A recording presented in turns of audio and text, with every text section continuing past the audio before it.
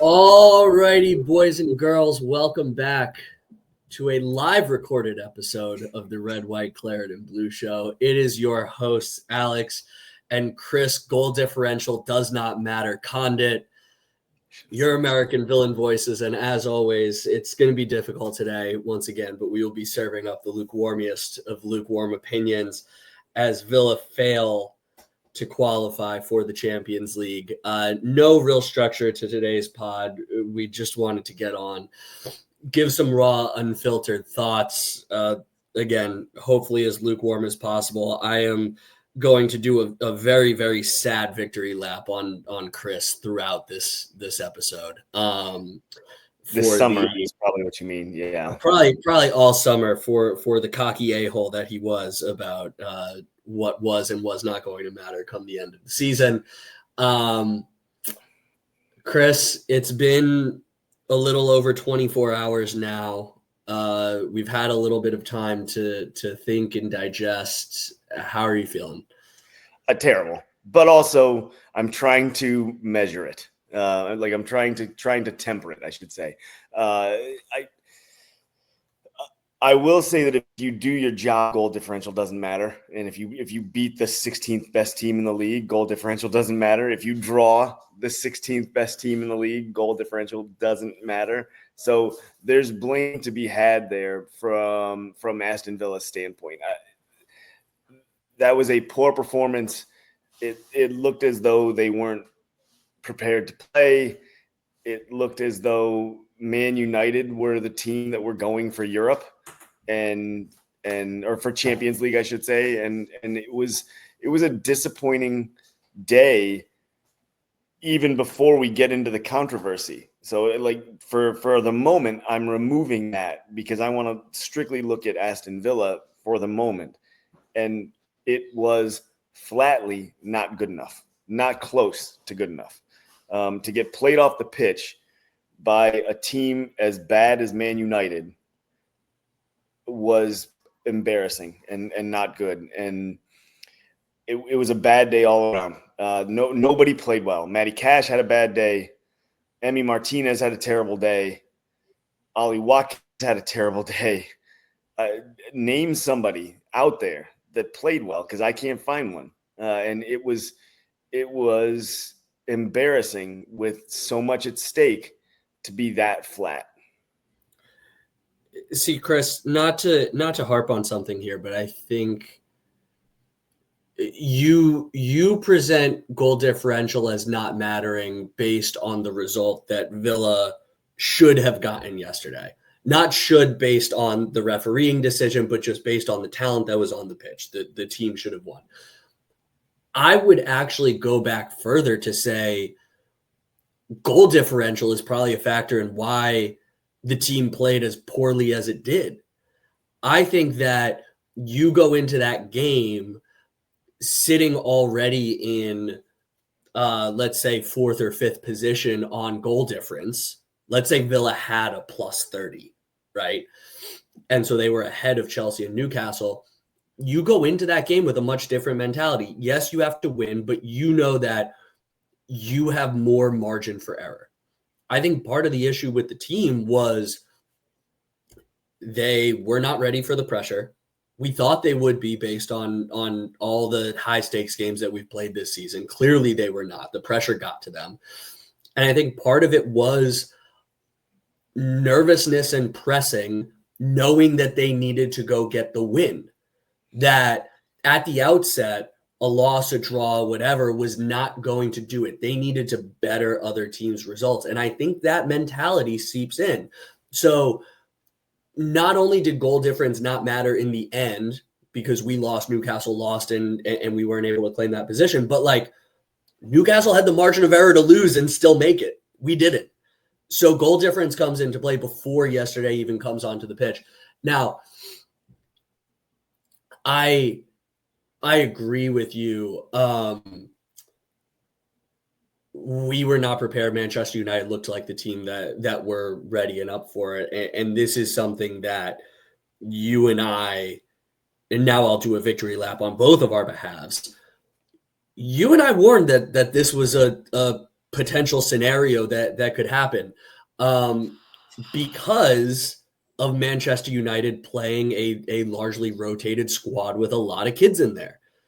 You can't game plan for that. You've got a lot of guys that are trying to prove themselves that they need to stick around, all that kind of stuff. You don't have the senior pros in there that are on their 50,000, 75,000, 80,000, 200,000 a week wages that ultimately they don't give a F whether they're still there or not. You've got a bunch of kids in there that are actually playing for something that you can't game plan for. And so we said this game is going to be a lot more difficult than we expected to. I only said 1-0. I forget what your score was, but I said 2. But we spent a lot of time. I think there were a lot of people on a lot of the Villarati out there on social media. And I think a lot of other Villa blogs, podcasts, et cetera, were like, this is a layup. 3-0, 4-0. We're going to do our job. It's just a matter of whether we get the results elsewhere. And we said this is going to be more difficult than we thought it would. I told you in advance that I had a feeling in the pit of my stomach that just something wasn't going to work out, and clearly it didn't. You said to name who had a good day yesterday. I can't. Ollie Watkins' touch was terrible from the minimal opportunities that he got. And he got minimal opportunities. He did. Service. Absolutely. Pau Torres, normally so steady with the ball, turnovers galore, right? You look at Marco Asensio, absent. Towards the end of the first half, I literally turned to Brian and Meg and said, was Asensio starting? I haven't seen him touch the ball all game. I literally thought there must have been a late change and someone else was in there that I was not aware of, because he was terrible. Onana, terrible. Matty Cash, you said it, terrible. Emi Martinez, god awful. I mean, Lord knows if I know Unai Emery came out afterwards and said that might not be the last time that we see Emi Martinez in a Villa shirt, but if it is, oh God. Subs didn't really make a difference. Mullen looked lively once again, is the one thing I'll say. Like, he played a couple of nice balls in, but at that point, we were chasing the game. I mean, you're grasping at straws, I think. I am. If you're looking at that as a game-changing performance. It wasn't. Yeah, no. So I'll end this rant because I've been talking for a while and I need to turn it back over to you with, I think my summation of it is Villa were robbed on the day. You get that goal, you get that decision, the referee doesn't blow his whistle, and we can talk about that next. And I think Villa get out of that with at least a draw. They don't give up 2 goals, right? But on the day, they did not deserve it. On the season, they did not deserve it. We're talking about a team that was good for, like legitimately good for the last 2.5 months of the season. Yeah. All year long, if we're going to do a post-mortem, we'll get to like a more analysis post-mortem in the weeks to come. But like, my gut reaction on a post-mortem of this season is it probably took until March for me to really feel like this team was playing well. And I said that repeatedly on this podcast, that I was perturbed by the manner in which we were getting results. And I just don't think for 75% of this season, we looked like a team that deserved to be in Champions League in 2025, 26. I agree. I mean, you're not wrong. And you have been saying that all year or most of the year.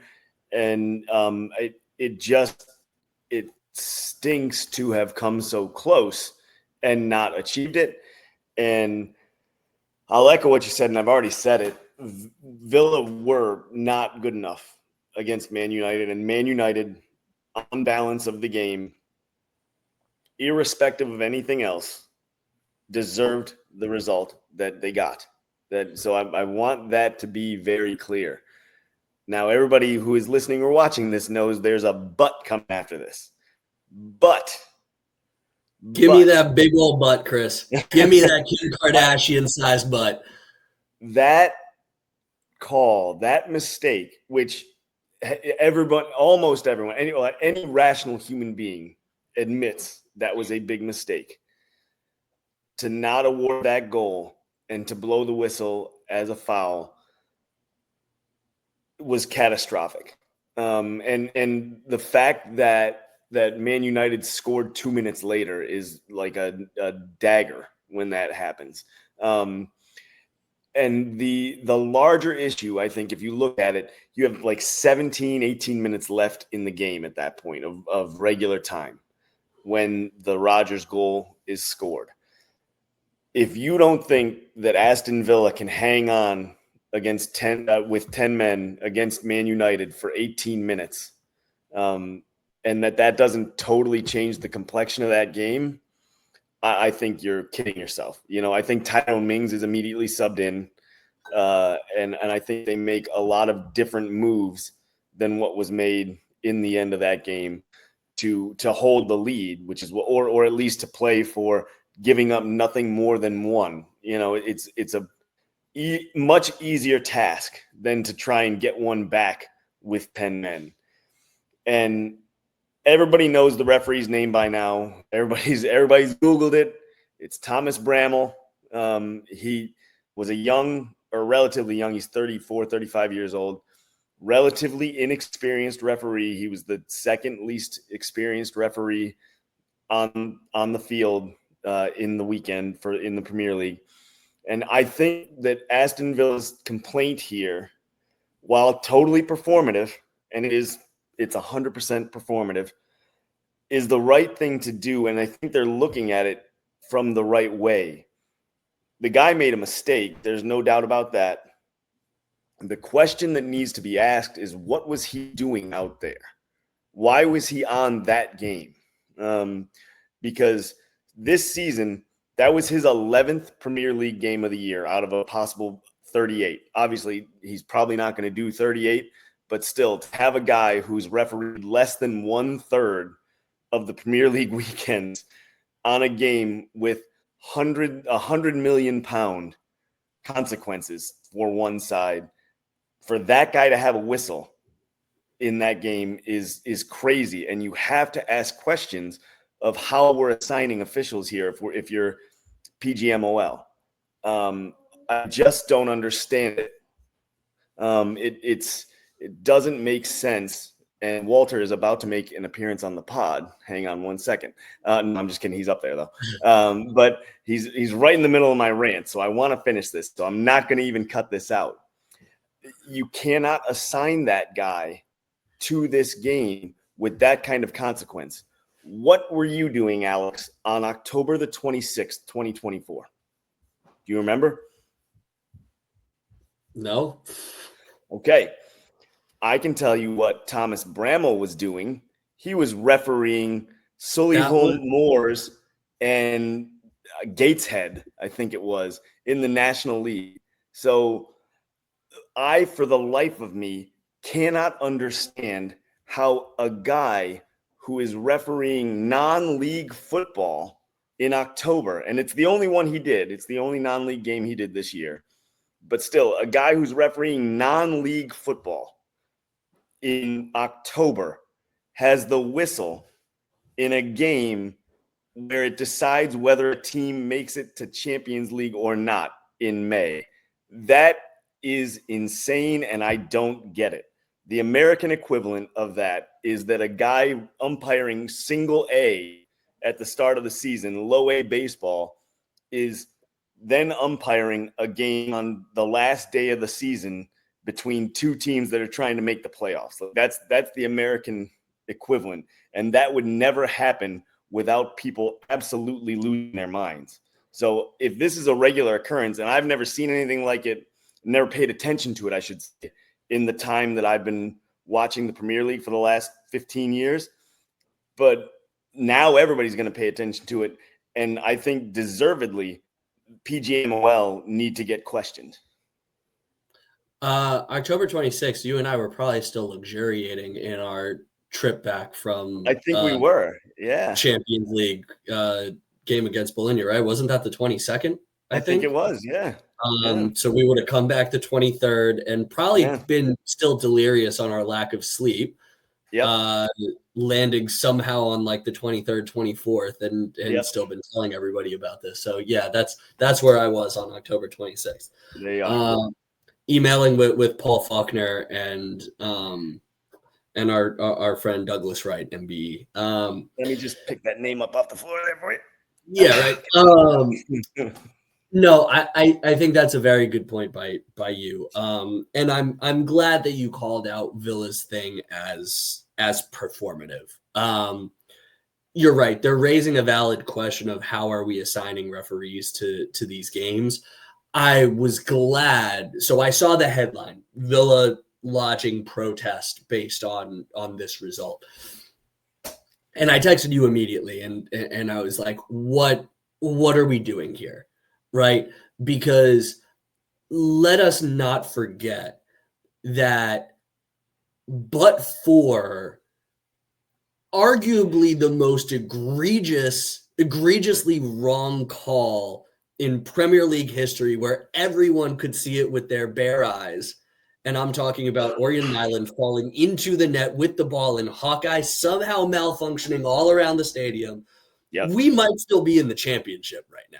Yep. So this is a macro multi-year instance of ball don't lie, right? Like Sure. it got us. Sure. No, that's true. Yeah. And it comes back around at the end for us, right? Yeah. So like hugely wrong call goes in our favor, hugely wrong call goes against us. Like that is ball don't lie in its purest sense. Sure. I mean, so you're absolutely right there, man. But for a much more egregiously wrong call, we're not even here in this position whatsoever. And if that's not getting overturned and sending us down to the championship, I was like, I don't know how this statement is supposed to do anything for us, or what we're expecting out of it, or what the fans are. Right. That being said, I did appreciate that Villa's statement said, we're not looking to get this overturned. We understand that this is only one factor in a multitude of reasons why we're not in the Champions League, but this is a valid question that needs to be raised. And I think that actually was the best way to put it. And I'm assuming that most of our listeners by now have seen John McGinn's comments on TNT in the aftermath, but I think he put it fairly perfectly. We did not deserve to win that game. Manchester United were the better team on the day. You and I have both said that. But when you get an opportunity like that, you would put the faith in us to finish it off, and the referee needs to get it right. I think I can't remember if it was you or somewhere else that I read online, but this is another issue with putting someone like Bramall on this game. And it actually is not his inexperience, by the way. It is his instinct in what he's been trained to do. If you're refereeing National League, lower league football, there is no video assistant referee. So you are told, make the call based on your judgment. You have no guy in the sky telling you whether it's right or wrong. So his instinct is to blow the whistle, because when you do that at League Two, you blow the whistle, everyone says, yep, good call, conviction, right, whatever, and you're good. You can't bring someone with those instincts into this kind of a game where they are instructed to do the complete polar opposite, because this is exactly what VAR is there for. ESPN did the review of it. They said at no point of the three different factors that would establish goalkeeping possession of the ball, didn't meet any of them. This would have been a good goal, but for him blowing the whistle too early. And you see this in every sport. Obviously, I'm a huge NBA fan, used to work there, like all that kind of stuff. There are countless times where I've seen NBA replay cannot come in to affect something because of when the whistle happened, because of the way it was called in a certain manner, all that kind of stuff. And so that is my bigger issue with him being on is not even his lack of experience, because other than that call, I don't think he really did much wrong. No, Yes. right. The No, Emmy I don't think he had a decision bad was day except for that. Yeah. Yeah. yeah, and even that, like I understand why live speed immediately, like he thinks that it's that way. He's not trained Mhm. to hold his whistle. Yeah. He's not. And so it's not even his fault. It's the Yep. EPLs for putting him in that situation. Right. So I agree with you on that. And that was a point I wanted to bring up as well. So the last thing I'll say, and I think like there's not a whole lot more to say about it. I am remaining ideologically consistent on my stance about VAR because my point here is like in a world without VAR, which is the world I want to live in, we just live with that call, right? That is what it is. But that's Chris, but come on. Villa is but throwing a fit for him not calling sure, it. sure. No. People are arguing about it, and you didn't let me finish. Like we're still having the same outrage, right?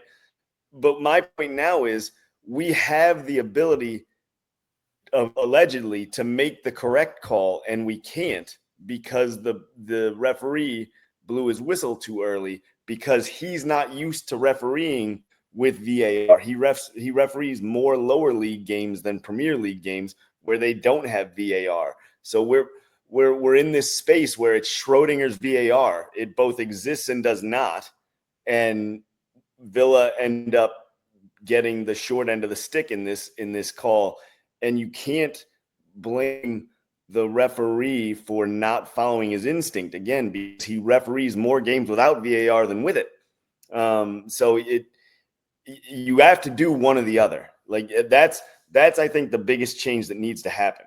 You can't have two sets of rules that these referees have to follow and expect them to be able to adjust on the fly. It'd be like refereeing almost two different sports. So I think that's the biggest change here that needs to be looked at is how PGMOL assigns officials and how they decide who ends up on what game.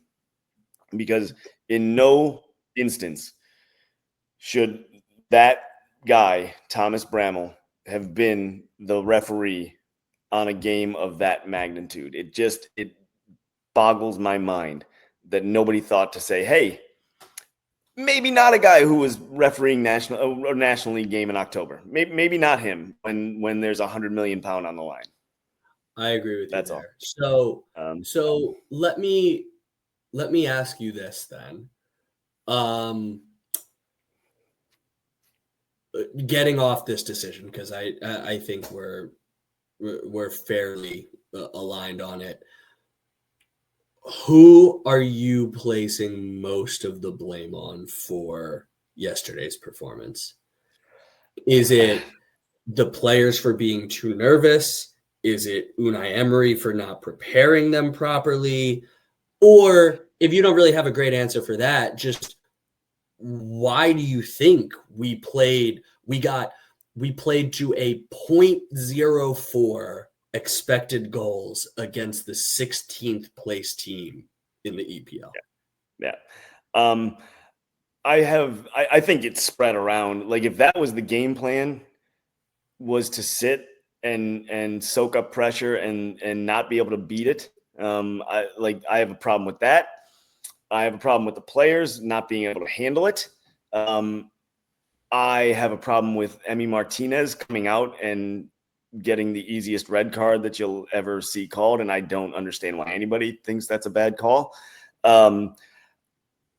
I think the blame can be spread around. One thing that I would like to point out is we've now got a decent amount of data that Unai Emery struggles against teams that play a traditional 3-4-3 because you know that Manchester United under Ruben Amorim, I cannot say his name, under Ruben Amorim, will come out and play a 3-4-3.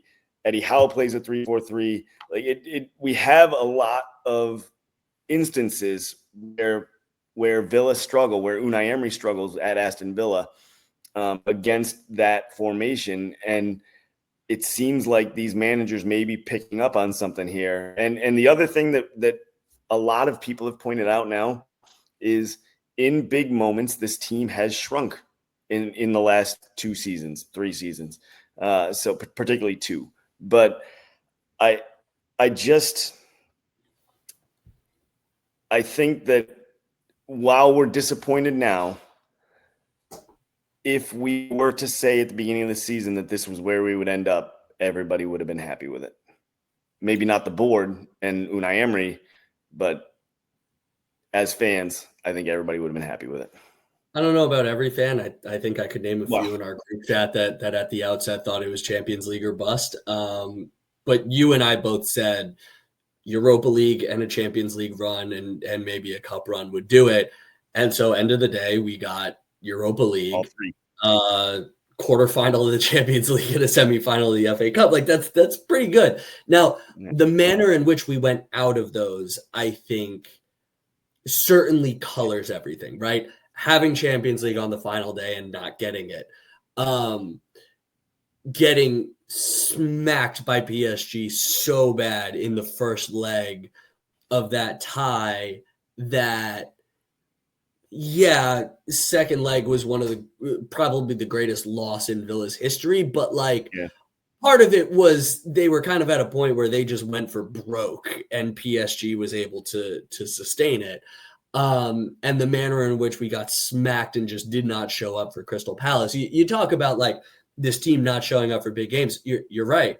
With a supposed tournament manager in Unai Emery, the semifinals in last year's Conference League, the semifinals in this year's FA Cup, the first leg against PSG, this game against Manchester United. I don't know if it's necessarily Unai's preparation or just the mentality of the players that are in that locker room. Certainly do not seem to be rising to the occasion when the pressure is ratcheted up. Right. There do not seem to be any Jalen Brunsons in that locker room. Always got to work the Knicks in. I agree. I'm throwing the supposed tournament manager in there when Unai's got 5 Europa League titles is something. But I agree. It's something needs to be looked at. It's a point worth discussing now because we've got several seasons of this, and so I think next season there's going to be more pressure on the trophy silverware bust crowd or from the silverware bust crowd because especially with Ange winning this year. Yeah. You're in Europa League, which Unai's won before. You've made a FA Cup run now, and people want to finish it. There's going to be pressure to win something now, and we will have an interesting summer talking about how we're going to get there. I think. Yeah, changes are coming, and by not winning, we lost out on roughly £104 million, right? Had the Nottingham Forest result gone our way, that's £108 million. Had the Nottingham Forest result gone our way, and we had beat Manchester City a couple weeks ago, that's £112 million that we've potentially foregone. And by the way, the math that I'm doing is that every spot in the Premier League is roughly worth about £4 million at the end of the year. And so you win 2 games, right? I mean, Ipswich, all that kind of stuff. But let's just look at the last couple of weeks. You win the City game and you win the game yesterday. And that £12 million difference is 2 marquee signing salaries, right? Mm-hmm. 1 other solid bench depth piece that could be a $10 million signing with a $2 million salary. And then the $100 million from the Champions League is obviously club changing. So we were saying we were in a PSR hole regardless of whether or not we made the Champions League. Not making it now, I think we need to start looking at a Yuri Tielemans departure, a Boubacar Kamara departure. I think that we will. I'm making a bold prediction here that you and I will be maybe not surprised, but really disappointed at one departure this summer. Yeah. We talked about the gimmies, the guys, the Luka Deans, the Leon Baileys, the whoever's, even Ollie Watkins to a certain extent, the ones that were semi expected based on just the conversation that's been going around the club. I'm now thinking there's going to be one that is really going to blow our socks off of. Damn, that is one that I did not want to lose. Yeah, sounds like a great topic for a summer podcast.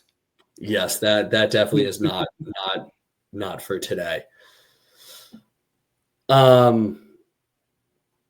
I feel like I had something else to say on this one, but I don't really have it. Anything you wanted to cover? No, I think we got everything from the game. Again, the bullet points are Man United were the better team on the day. The result was deserved.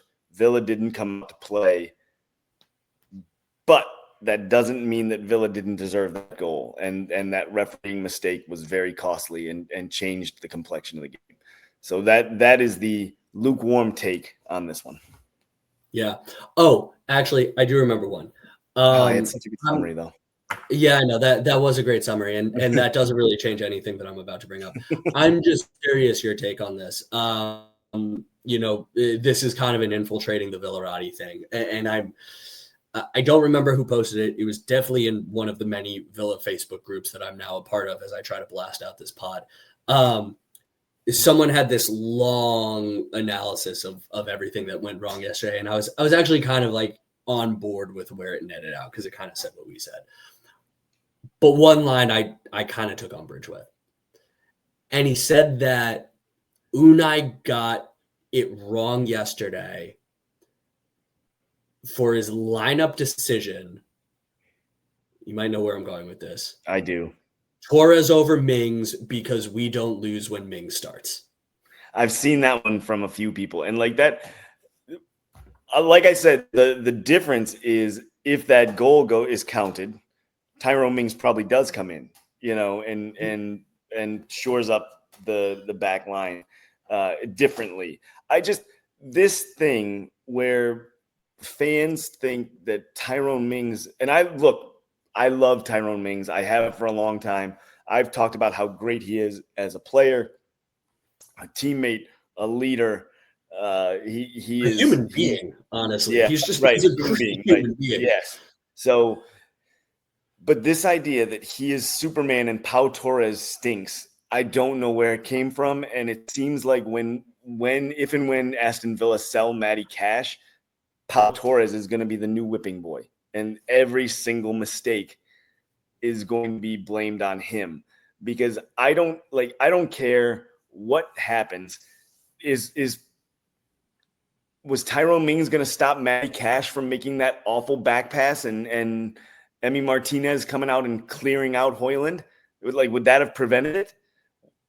Is Tyrone Mings going to stop the referee from blowing his whistle?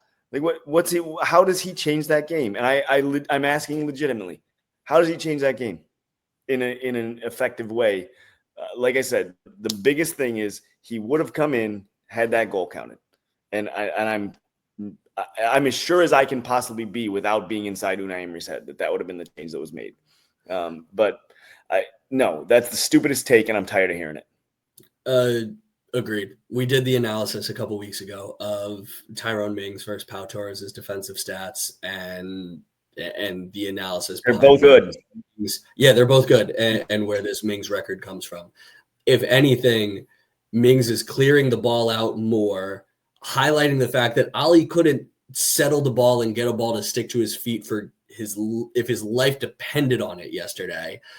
And there is now wave after wave of attack coming back in. And maybe that winds up with Mings looking better because he heads out a bunch of crosses or something. But we already couldn't play out. And if you can't play out with your best ball playing center back, you're going to bring in somebody who's worse at that stat and somehow think that everything is going to wind up better, that you'll wind up with more possession or anything like that. No, it doesn't hold water. And like you said, this idea that we are just good because Mings is in there is not true. There's a lot of reasons to why Pau plays, why Mings plays.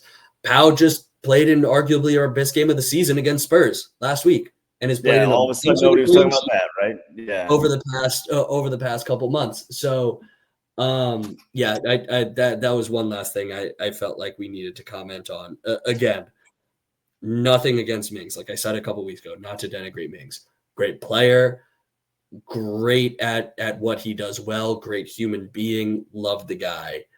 It doesn't need to be this kind of a discussion between the two of them. Yep. It just doesn't. 100% right. Yep. Okay. On that note, let's call it. We will be back probably at this point next week. We'll have, I think, a couple different pods recapping the season, getting some end of season awards, looking back at our preseason predictions and how good those turned out. Spoiler, a lot of mine have been great. Not happy about it, but they have been great.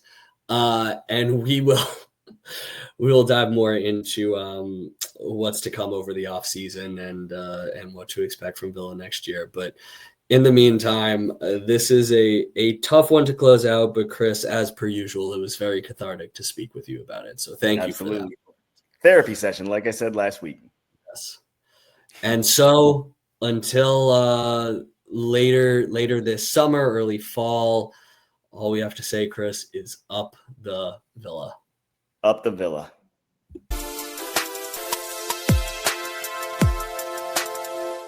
Hi, Mom and Dad.